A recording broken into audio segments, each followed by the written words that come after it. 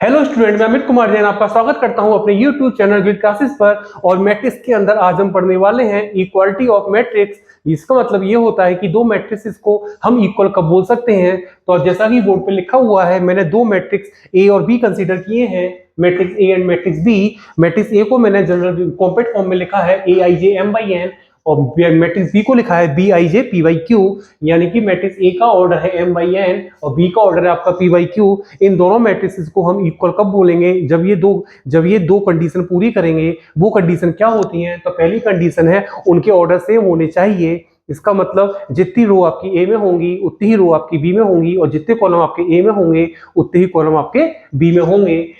तो दूसरी कंडीशन क्या है? Their corresponding element should be same. उनके जो करस्पॉन्डिंग एलिमेंट है वो भी सेम होने चाहिए। करस्पॉन्डिंग एलिमेंट का मतलब ये है कि इसके अंदर A11 होगा, वो इसके अंदर जो भी 11 होगा वो दोनों इक्वल होंगे। इसी तरीके से इसके अंदर जो A12 होगा वो इसके B12 की इक्वल होगा, और इसके अंदर जो A13 होगा वो इसके B13 के इक्वल होगा। इसी तरीके से आगे तक कहानी चलती जाएगी।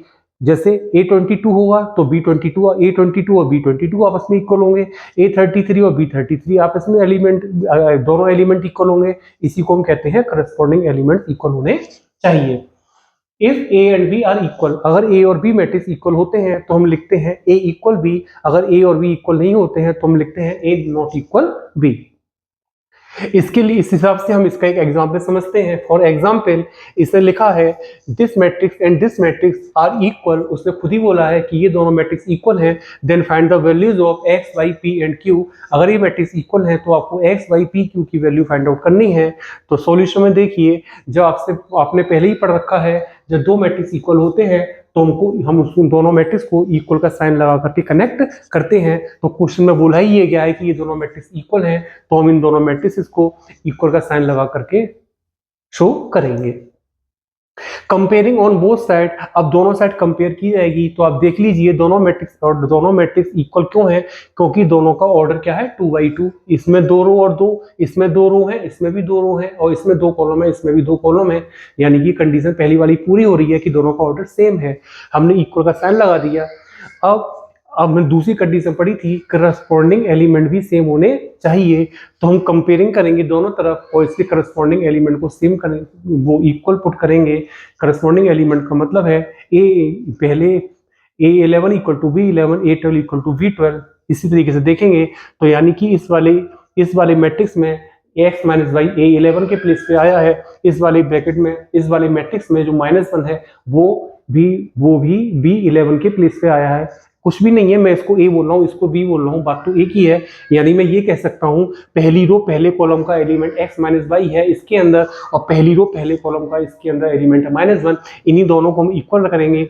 इस x 2x माइनस वाई, इसका जो एलिमेंट है वो दूसरी रो पहले कॉलम का है, और इसमें 0 है, ये भी दूसरी रो और पहले कॉलम का है। इनको इक्वल करेंगे। इसका जो 5 है पहली रो और दूसरे कॉलम का है, और इसका जो 2x प्लस b है, 2x प्लस p है, वो भी पहली रो और दूसरे कॉलम का है। इनको भी इक्वल पुट करेंगे। और ये जो 13 है इसकी दूसरी रो और दूसरे कॉलम का है, और ये वाला एंड इसमें जो एलिमेंट है वो भी दूसरी रो और दूसरे कॉलम का है। इनको आपस में इक्वल पुट करेंगे और इनको इक्वेशन का नाम दे देंगे 1 2 3 4। अब इन इक्वेशन को सॉल्व करके हम x, y, p, q की वैल्यू फाइंड आउट करेंगे। तो हमने देखा जो पहली और दूसरी इक्वेशन है वो x और y के फॉर्म में है, तो इसको दोनों को सॉल्व करके हम x और y की वैल्यू निकाल सकते हैं। तो इसमें दोनों में आपका -y आया है, तो पक्की बात है -y आपका एलिमिनेट हो जाएगा। अगर हम दोनों इक्वेशन को माइनस करेंगे तो फ्रॉम 1 - 2 करके हम x की वैल्यू निकाल लेंगे, और x की वैल्यू 1 और 2 में से किसी में ही पुट करके हम किसकी वैल्यू निकाल लेते हैं? y की। अब जो हमारी x की वैल्यू आई है उसको हम 3 में पुट करके किसकी वैल्यू निकाल लेंगे? p की। और जो p की वैल्यू आई है उसको 4 में पुट करके वैल्यू किसकी निकाल लेंगे? हम q की। तो हमने बता दिया कि x की वैल्यू 1 आई है, y की वैल्यू 2 आई है, p की वैल्यू 3 आई है, एंड q की वैल्यू 4 आई है। तो हमने इस तरीके से x, y, p, q की वैल्यू फाइंड आउट कर ली। बस इतनी सी वीडियो। Bye bye.